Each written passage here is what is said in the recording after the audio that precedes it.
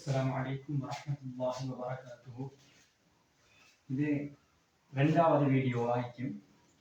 2024 O level மேட்ச்ல நான் ஏற்கனவே ஒரு கேள்வி செஞ்சு விட்டேன். இது இப்போ பார்ட் 1ல பி பார்ட்ல முதலாவது கேள்வி, பின்னங்களோட தொடர்பான கேள்வி. வழமையாக ஒவ்வொரு வருடமும் இந்த பின்னங்கள் தொடர்பாக கேள்விகள் வந்து கொண்டுதான் இருக்குது. வழமையாக ஒவ்வொரு வருடமும் இலகுவாக வந்து கொண்டிருக்குது. எனவே அதில் மார்க்ஸ் மிஸ் பண்ணக்கூடாது, நேரடியாகவே கேள்வி போகும். ஜனகன் தனது மாதச்சம்பளம் ரூபாய் 1,00,000க்கு கூடுதலாக இருக்கும் போது இது தொடங்குற கேள்வி. இருக்கும் போது அவ்வதிகரித்த பணத்திற்கு 6% வருமான வரியாக செலுத்துகிறார். ஒரு குறித்த மாதத்தில் வரியை செலுத்திய பின்னர் அவருக்கு கிடைத்த பணத்தில் 1/6 அவர் உணவிற்காக ஒதுக்கி வைக்கின்றார்.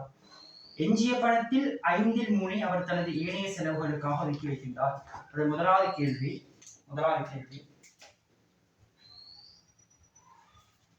ஜனகனுக்கு கிடைத்த பணத்தில் 1/6 உணவிற்காக ஒதுக்கிய பின்னர் அவரிடம் அப்பணத்தில் என்ன பின்னம் எஞ்சி இருக்கும்ன்றதான் கேள்வி. 1,00,000க்கு கூடுதலாக இருக்கும் போது வருமான வரி செலுத்தப்படுகிறது.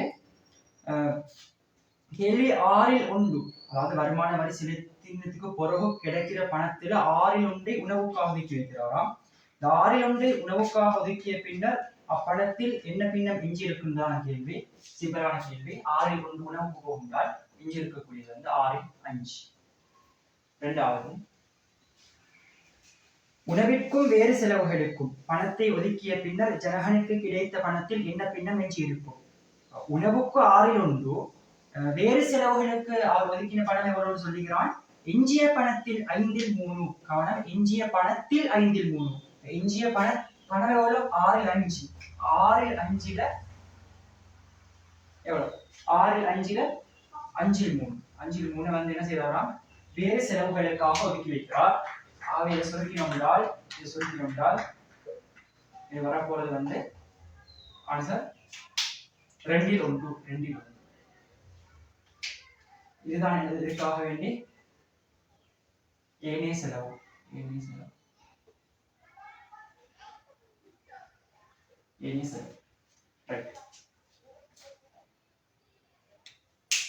இது ஏனைய செலவு. கேள்வி என்னென்றால், உணவுக்கும் வேறு செலவுகளுக்கும் ஒதுக்கிய பின்னர் உணவுக்கு எவ்வளவு? 6/1, ஏனைய செலவுகளுக்கு 2/1. 6/1 2/1 கூட்டினோம்னால் 6/1 2/1 6. ஆகவே இந்த 3 பெருக்கிறேன், இது 3 பெருக்கிறேன். 6/4, அதாவது 3/2 எதற்காக போது? உணவுக்கும் வேறு செலவுகளுக்கும் சேர்த்து. உணவிற்கும் வேறு செலவுகளுக்கும், உணவு பிளஸ் வேறு செலவு.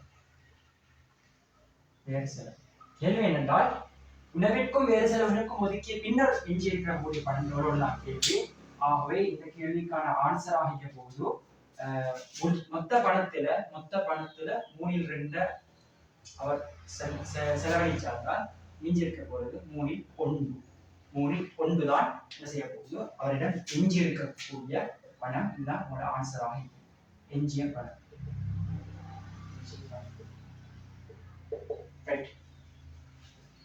மூணாவது, அவரிடம் இப்போது எஞ்சியிருக்கும் பணம் ரூபாய் 39,600 எனில் வரியை செலுத்திய பின்னர் அவருக்கு கிடைக்கும் பணத்தையும் உணவிற்காக ஒதுக்கிய பணத்தையும் வேறு வேறாக காண்க என்றுதான் மூணாவது கேள்வி ஆகியம். மூணாவது கேள்வியில வரியை செலுத்திய பின்னர், அதாவது எஞ்சி இருக்கக்கூடிய பணம் இது 3/1 எவ்வளவாம்? 39,600. அப்ப வரியை செலுத்திய பின்னர் அவனுக்கு கிடைக்கிற அந்த மொத்த பணம், வரியை செலுத்தினதுக்கு பிறகு கிடைக்கிற மொத்த பணத்தையும் உணவுக்காக ஒதுக்கிய பணத்தையும் காண்க என்றுதான் கேள்வி. 3/1 எவ்வளவு? 3/1 ரூபாய் 39,600. ஆகவே 3 பங்கு எவ்வளவு ஆயிக்கும்? 39,600 3 இருக்குங்க. பெருக்கினால் உங்களுக்கு வரப்போகுது ஆன்சர் ரூபாய் 1,18,800. இதனோட மூணாவது கேள்வி. நாலாவது, வரியை அதுக்கு முன்னால உணவிற்காக ஒதுக்கிய பணம் கேட்கிறேன். மொத்த பணத்துல 6 உள்ள உணவுக்கு 1,18,800ல 1,18,800ல 6 ஒன்றுல 1,18,800 அதை சுருக்கி எழுதினால் உணவுக்காக ஒதுக்கிய பணம் கிடைக்கும். உணவுக்காக ஒதுக்கிய பணம் வரப்போகுது என்றால் ரூபாய் 19,800 ரூபாய் 19,800 நாலாவது இது உணவுக்காக ஒதுக்கிய பணம். இது அவருக்கு கிடைச்ச வரியை செலுத்தினதுக்கு புறவு கிடைச்ச பணம். வரியை செலுத்தினதுக்கு புறவு கிடைச்ச பணம் தான் 1,18,800 ரூபாய். நாலாவது வரியை செலுத்துவதற்கு முன்னர் அவருடைய சம்பளம் யாது? வரியை செலுத்துவதற்கு முன்னர் அவருடைய சம்பளம் என்னன்னுதான் கேள்வி. நிறைய பேர் இந்த இடத்துல பிழை விட்டாங்க. நிறைய பேர் இந்த இடத்துல பிழை காரணம் கேள்வி சரியாக விளங்கி கொள்ளாதது. பாவம். நாலாவது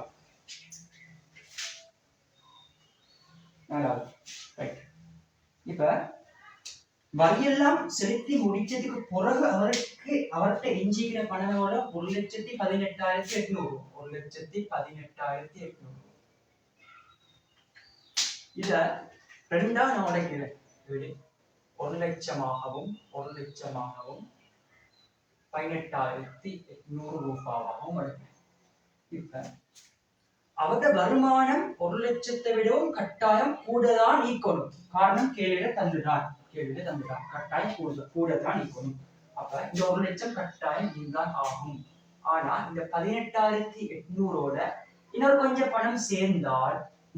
பணம் சேர்ந்தால் அதாவது வரியை எட் பண்ணினோம்டால் இதோட சேர்த்து 18,800 ரூபாவோட வரியை எட் பண்ணினோம்டால் அதுதான் என்ன செய்ய போகுது? இந்த 1,00,000 18,800ஓட கூட போற அந்த வரியும் தான் அவருடைய மொத்த சம்பளமாக இருக்கும். அப்ப நான் எடுக்கிறேன் எப்படின்னா பாருங்க, பின்னர் எப்படி போடுறேன்றால் 6% தான் வரி கட்டணும். எது கட்டணும்? 1,00,000 இல்ல, 1,00,000 இல்ல, இந்த எக்ஸ்ட்ராவாக வர பணம் 18,800 விடவும் கூட தான் நீங்க போகுது. அது எனக்கு எவ்வளவுன்னு தெரியும். இப்ப நான் எடுக்கிறேன் 6% வரி கட்டாது. அவர்த இந்த இடத்துல வார வருமானம் 100 ரூபாவாக இருந்தால் 6% வரியை செலுத்துறதுக்கு பின்னால் அவர் எவ்வளவு பணம் எஞ்சிக்கு? 94 ரூபாய். 100 ரூபாய் தான் 94 ரூபாய். அப்ப 94 ரூபாய் எஞ்சிக்கின்றால் அவருடைய சம்பளம் 100 ரூபாய். அப்ப 18,800 ரூபாய் எஞ்சினால் அவருடைய சம்பளம் யாது? அப்ப 18,800 இதை போட்டு சுருக்கினீங்க என்றால் இதுல ஒரு தடவை, இதுல 2 தடவை, ஆகவே எவ்வளவு வரப்போகுது? ரூபாய் 20,000.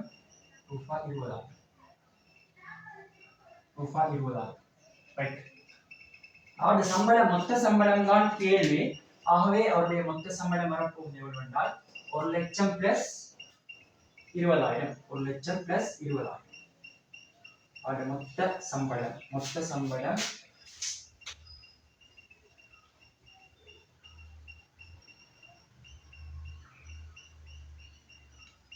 சமன் 1,00,000 பிளஸ் 20,000 தான் ரூபா போடணும். ரூபா 1,20,000 தான் அவருடைய மொத்த பணமாக, மொத்த சம்பளமாக இருக்கும். வரி எல்லாம் செலுத்துறதுக்கு முன்னால. ரைட்.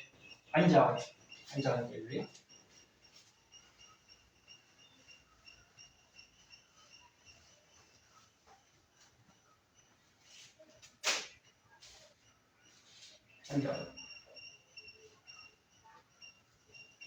ஒரு குறித்த சந்தர்ப்பத்தில் வரி அறவிடப்படும் எல்லை உயர்த்தப்பட்டமையினால் ஜனகன் வருமான வரியை செலுத்துவதினின்றும் விடுவிக்கப்பட்டும் அவர் உணவிற்காக ஆரம்பத்தில் செலவிட்ட பணம் மாறாமலும் இருப்பின் இப்போது அவர் உணவிற்காக செலவிடும் பணம் சம்பளத்தின் என்ன சதவீதமா? நாங்க ஏற்கனவே கண்டோம், உணவுக்காக செலவழிச்சாரு 19,800 ரூபாய். ஆனா இப்ப அவர் என்ன செய்யலையா? அவருக்கு வரி கட்ட வேண்டிய தேவை இல்லையா? அப்ப அவருடைய மொத்த சம்பளம் அப்படி என்ன செய்யும்? அப்படியே 1,20,000 உணவுக்காக செலவிட்ட பணம் மாறாது. இப்ப 19,800 தந்துட்டாங்க மாறாது. கேள்வி என்ன சதவீதம் கேள்வி? சிம்பிளா காணலாம். இப்படி 1,20,000ல 19,800 தர 100%. நீங்க சுருக்கினீங்க என்றால் 198 12ஆல் பிரிச்சால் உங்களுக்கு ஆன்சர் வரப்போகுது 16.5%. 16.5%. இதுதான் உங்களோட இறுதி வினாவுக்கான விடையாகும். ஒவ்வொரு வருடமும் இப்படியான கேள்விகள் வந்தீங்க. ஆனால் இந்த முறை கொஞ்சம் டிஃபரெண்டாக வருமான வரியோட கனெக்ட் பண்ணி கேள்வியை போட்டுக்கிறான். நல்ல இன்ஷா அல்லாஹ் அடுத்த வீடியோவை சந்திப்போம். அஸ்ஸலாமு அலைக்கும் வரஹ்மத்துல்லாஹி வபரகாத்துஹு.